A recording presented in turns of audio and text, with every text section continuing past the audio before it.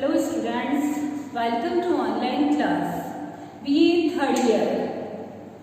हमारा सामाजिक विचारक यानी समाजशास्त्रीय चिंतन पेपर चल रहा था, जिसके अंतर्गत हम विभिन्न पश्चिमी विचारकों और मुख्य रूप से 3 भारतीय सामाजिक विचारकों का अध्ययन कर चुके हैं. आज हम जर्मनी के जिस महान सामाजिक विचारक का अध्ययन करने के लिए जा रहे हैं स्टूडेंट्स, वो है जुर्गेन हेबरमास. कौन है? Jurgen Habermas.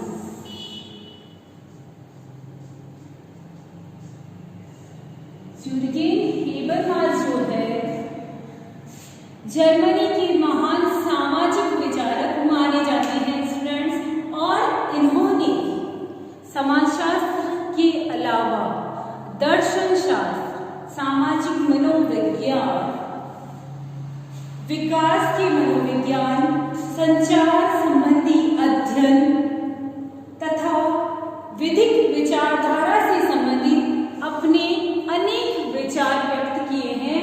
तो आज हम इस महान जर्मनी के समाजशास्त्री या महान सामाजिक विचारक का जीवन परिचय जानने की कोशिश करेंगे.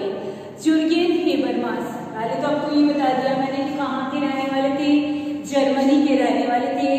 स्टूडेंट्स, ये महान समाजशास्त्री जो है या महान सामाजिक विचारक जो है, हेबरमास का जन्म जो है 18 जून 1929 को हुआ. कब हुआ स्टूडेंट्स? 18 जून 1929 को जर्मनी के इस महान सामाजिक विचारक का जन्म हुआ. और कहाँ हुआ? जर्मनी के डसेल्डॉर्फ. कहाँ पर? जर्मनी के डसेल्डॉर्फ राइन प्रांत में. कहाँ हुआ था स्टूडेंट्स? जुर्गेन हेबरमास का जन्म 18 जून 1929 में जर्मनी के डसेल्डॉर्फ राइन प्रांत में एक मध्यम वर्गीय परिवार में हुआ था.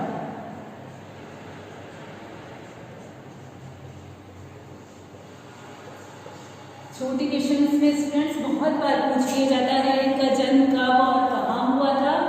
तो 18 जून 1929 को जर्मनी के डसेल्डॉर्फ राइन प्रांत के एक मध्यम वर्गीय परिवार में जुर्गेन हेबरमास का जन्म हुआ. इनके पिता चैम्बर्स ऑफ कॉमर्स के निदेशक थे. क्या थे? चैम्बर्स ऑफ कॉमर्स के निदेशक थे.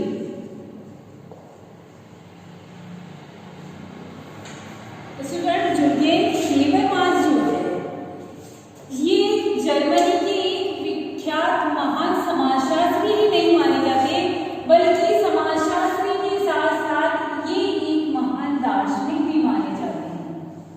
क्यों? क्योंकि इनका जो अध्ययन है समाजशास्त्र के अलावा दर्शन शास्त्र के अंतर्गत भी किया गया.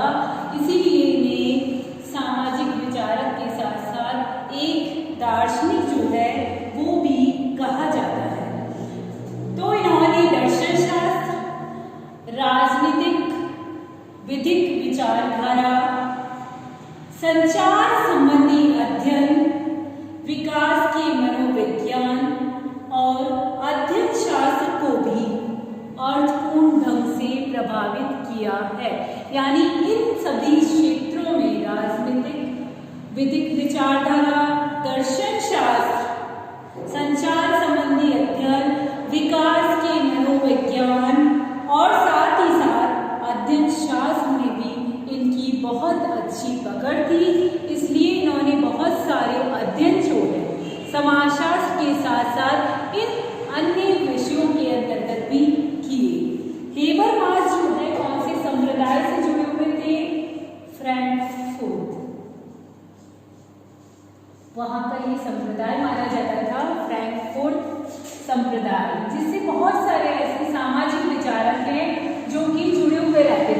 ताकि क्या है, ये जो समाजशास्त्री या सामाजिक विचारक जो होते थे आपस में एक दूसरे से बहुत कुछ सीखते थे, एक दूसरे के अध्ययन को पढ़ने का कार्य भी करते थे, तो एक दूसरे से बहुत सारी जानकारी उनको मिलती थी। तो ये कौन से संप्रदाय से जुड़े हुए थे स्टूडेंट्स? फ्रैंकफर्ट संप्रदाय से जुड़े हुए थे। इस संप्रदाय से सबसे पहले पता आपको मार्क्स भी जुड़े हुए थे। किस संप्रदाय से? फ्रैंकफर्ट संप्रदाय से मार्क्स और फ्रायर। ये दोनों महान समाजशास्त्री भी जो है किस संप्रदाय से जुड़े हुए थे स्टूडेंट? फ्रैंकफर्ट संप्रदाय से जुड़े हुए थे। मार्क्स स्टूडेंट्स, मार्क्स जो है सामाजिक विचारक महान जर्मनी के, जिनका कि हम अध्ययन कर चुके हैं। स्टार्टिंग में जब वीडियो बनाए थे उसके अंतर्गत हमने मार्क्स की वर्ग संघर्ष की अवधारणा और मार्क्स की ही द्वंद्वात्मक भौतिकवाद की अवधारणा का अध्ययन जो है हम कर चुके हैं। तो ये भी याद रखिएगा, मार्क्स ने अपने कौन से सिद्धांत दिए थे? वर्ग संघर्ष का सिद्धांत और द्वंद्वात्मक भौतिकवाद का सिद्धांत। तो ये भी किस संप्रदाय से जुड़े हुए थे? फ्रैंकफर्ट संप्रदाय से जुड़े हुए थे। फ्रायर जो स्टूडेंट, ये महान मनोवैज्ञानिक माने जाते हैं, या फिर क्यों कह लीजिए महान मनोविश्लेषणवादी माने जाते हैं।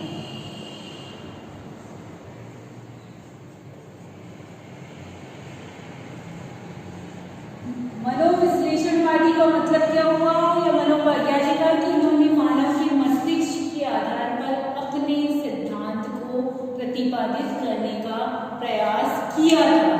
तो ये मार्क्स और फ्रायर दोनों ही फ्रैंकफर्ट संप्रदाय से जुड़े हुए थे। मार्क्स सर्वप्रथम ऐसे व्यक्ति थे जो कि फ्रैंकफर्ट संप्रदाय से जुड़े, बाद में फ्रायर और उसके बाद जर्मनी के महान समाजशास्त्री जो हैं, जो कि हेबरमास स्टूडेंट्स, वो भी फ्रैंकफर्ट संप्रदाय से जुड़े रहे हैं। जब जुर्गेन हेबरमास किशोरावस्था में थे, उनका जन्म आप देख ही रहे 1929, ठीक है। जब वो किशोरावस्था में रहे उस समय द्वितीय विश्व युद्ध की विभीषिका का उन्होंने सामना किया। द्वितीय विश्व युद्ध की जो इस प्रकार की विभीषिका थी, यानी आपदा समस्या जो थी, उसका सामना जो है किसने किया? जुर्गेन हेबरमास ने किया। यानी उन्होंने द्वितीय विश्व युद्ध की जो विभीषिका थी उसको अपनी आंखों से देखा। जुर्गेन हेबरमास ने 1954-55 में दर्शन शास्त्र, मनोविज्ञान, जर्मन साहित्य जैसे विषयों का अध्ययन किया। दर्शन शास्त्र, मनोविज्ञान और स्पेशली उन्होंने जर्मन साहित्य जो था उसका अध्ययन किया, मुख्य रूप से कब? 1954-55 में। 1954 में जुर्गेन हेबरमास को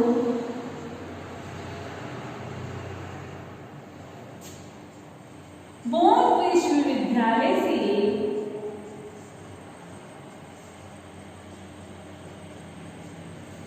डॉक्टरेट की उपाधि प्राप्त हुई। कब?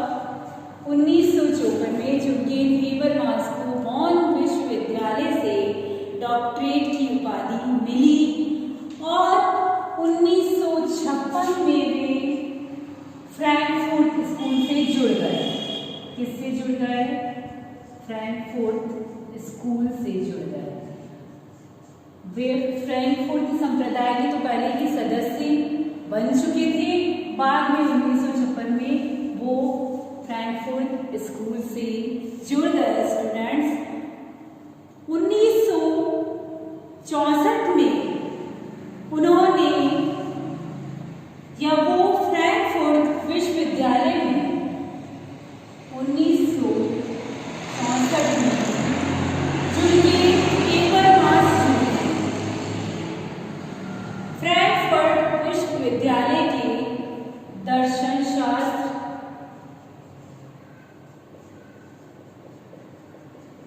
और समाजशास्त्र के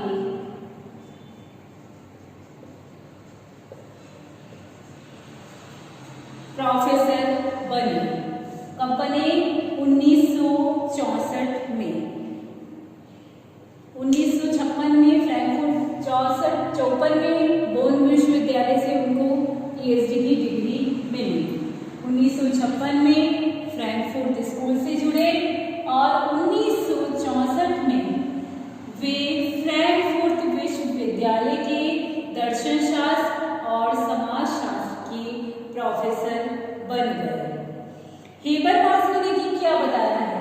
हेबरमास ने ये बताया है कि सभी समाजशास्त्रियों के द्वारा जो भी सिद्धांत दिए गए हैं, यानी जितने भी सामाजिक विचारक हैं, चाहे आप मार्क्स ले लीजिए, फ्रायड ले लीजिए, दुर्खीम ले लीजिए, या बहुत सारे ऐसे सामाजिक विचारक, 6 या 7 का तो हम अध्ययन वैसे ही कर चुके हैं। पिछला जो हमने अध्ययन किया था महान सामाजिक विचारक, किसने किया था?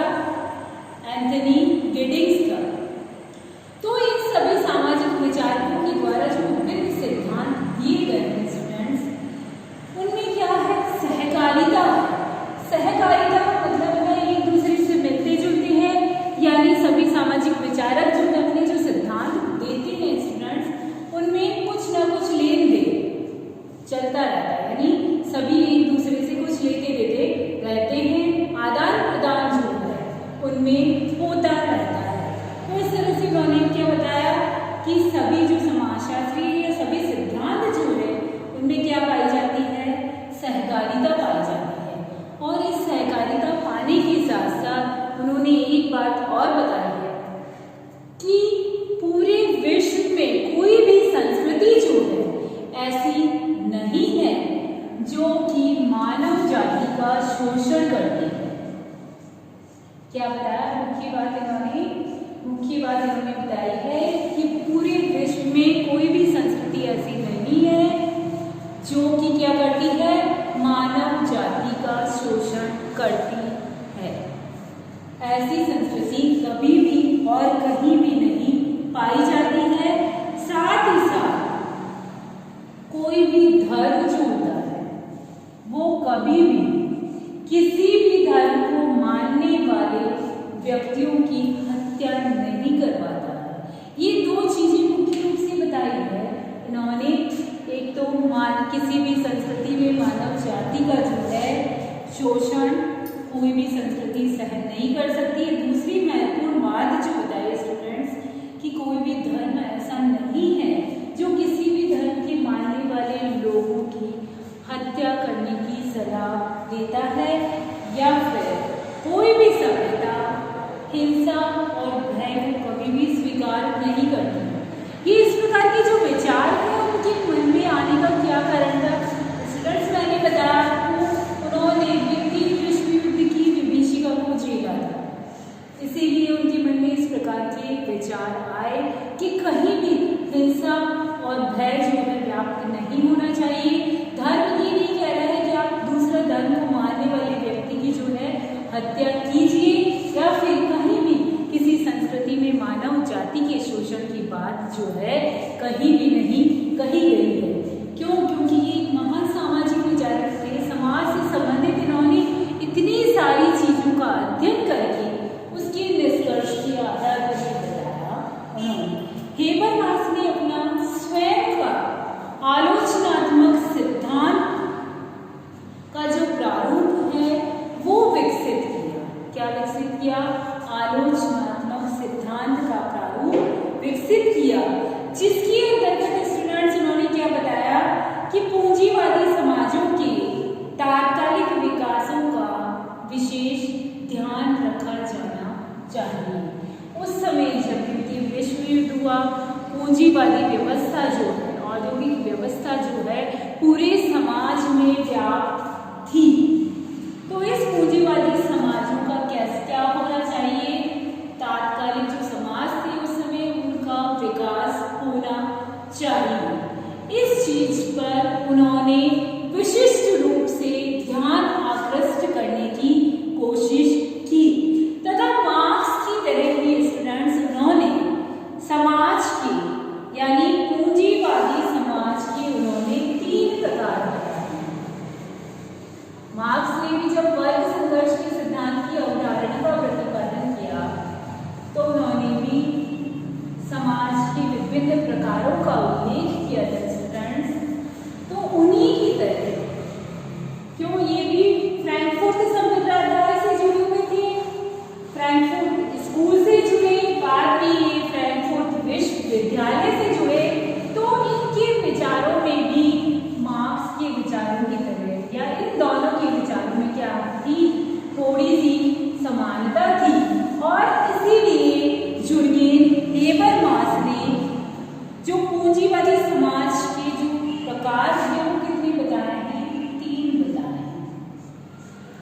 कितनी बताए हैं?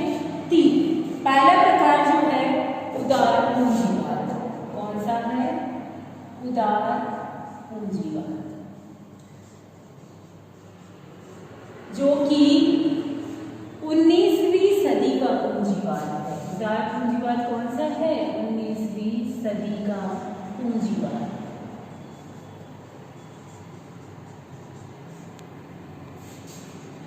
दूसरा पूंजीवाद का जो प्रकार बताया है उन्होंने, वो बताया है संगठित पूंजीवाद। कौन सा बताया है स्टूडेंट्स? संगठित पूंजीवाद। संगठित पूंजीवाद कौन सा है? जो पश्चिम के औद्योगिक समाजों में पाया जाता है। किसमें पाया जाता है? जो पश्चिम के औद्योगिक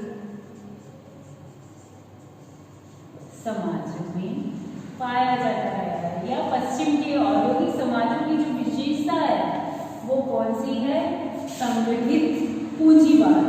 तीसरा महत्वपूर्ण पूंजीवाद का जो प्रकार बताया है वो बताया है उत्तर पूंजीवाद। कौन सा बताया है? उत्तर पूंजीवाद। उत्तर पूंजीवाद जो है ये पश्चिम के औद्योगिक समाज ही हैं।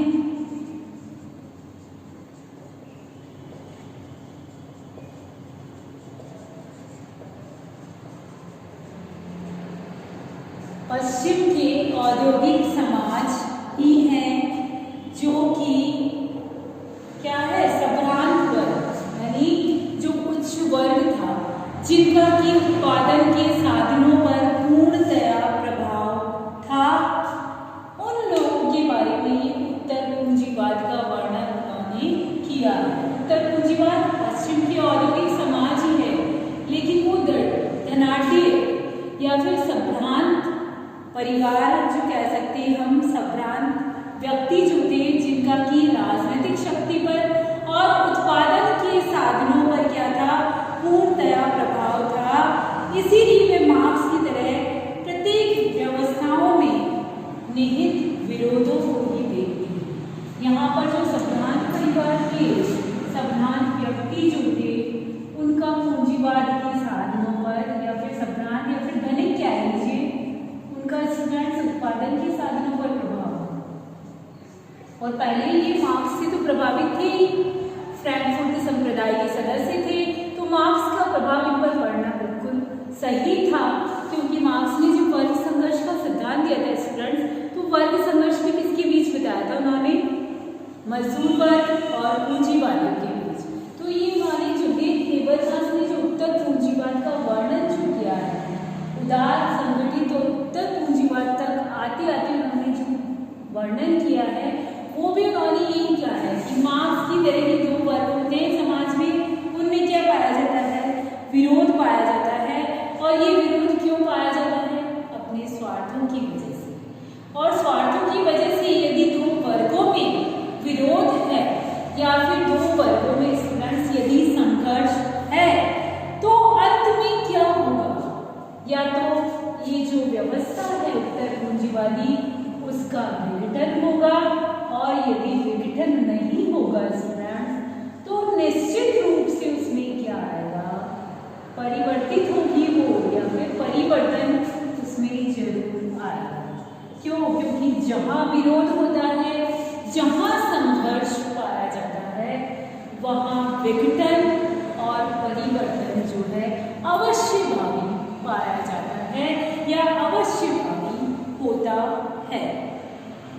तो इस प्रकार से स्टूडेंट्स हेबरमास ने बहुत ही समृद्ध व रचनात्मक साहित्य का सृजन भी किया, और रचनात्मक साहित्य के अंतर्गत स्टूडेंट्स उन्होंने अपनी कुछ महत्वपूर्ण कृतियां लिखी, या उन्होंने अपनी महत्वपूर्ण पुस्तकों का उल्लेख जो है वो किया है। किसने?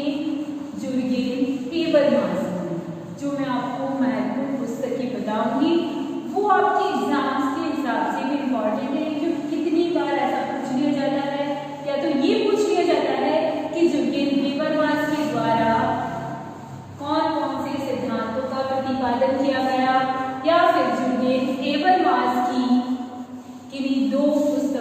नाम बताइए, या फिर पुस्तकों के नाम देकर ये पूछा जाता है कि ये पुस्तक किस सामाजिक विचारक के द्वारा लिखी गई है, वो कहाँ के रहने वाले थे, उनका जन्म कब हुआ, उनका जन्म कहाँ हुआ। तो सबसे पहली कृति जो है स्टूडेंट्स वो है थ्योरी एंड प्रैक्टिस। कौन सी है? इंपॉर्टेंट है students, theory and practice. Theory and practice जो स्टूडेंट्स 1963 में लिखी गई थी। कब लिखी गई थी? 1963 में। दूसरी जो बुक है नॉलेज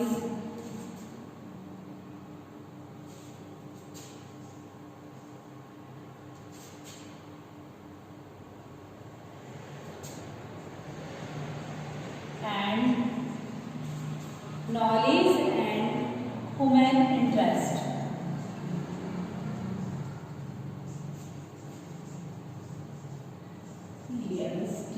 इंटरेस्ट।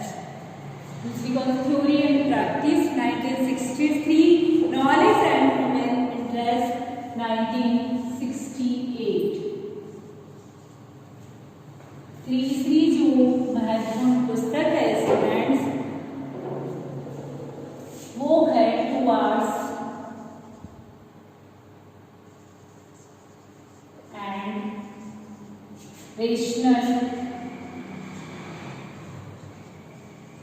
सोसाइटी।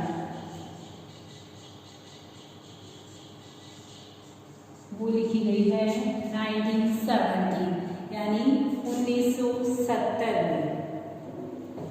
नेक्स्ट पुस्तक जो है इनकी वो है students legitimation crisis. Very important, legitimation crisis. Legitimation crisis जो है वो उनकी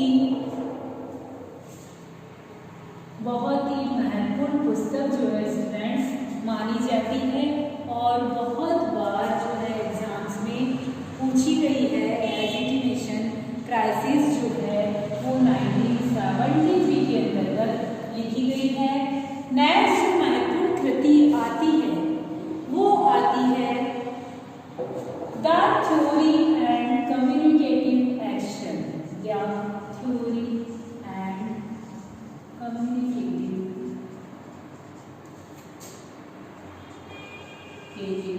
एक्शन।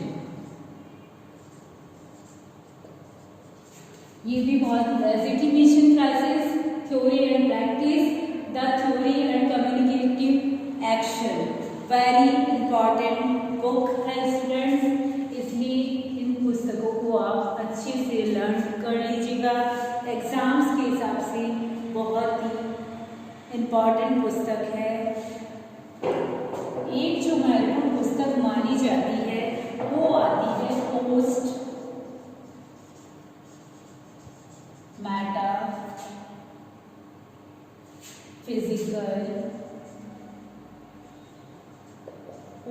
Metaphysical thinking. कौन सी है? पोस्ट मेटाफिजिकल थिंकिंग जो है वो 1992 में लिखी गई है। तो इस तरह से कुछ ही महत्वपूर्ण कृतियाँ जो स्टूडेंट्स जुर्गेन हेबरमास की बहुत ही महत्वपूर्ण मानी जाती है और ये सामाजिक कृतियों के साथ साथ जुर्गेन हेबरमास ने दर्शन शास्त्र, राजनीतिक विधिक विचारधारा में भी अपना महत्वपूर्ण योगदान दिया।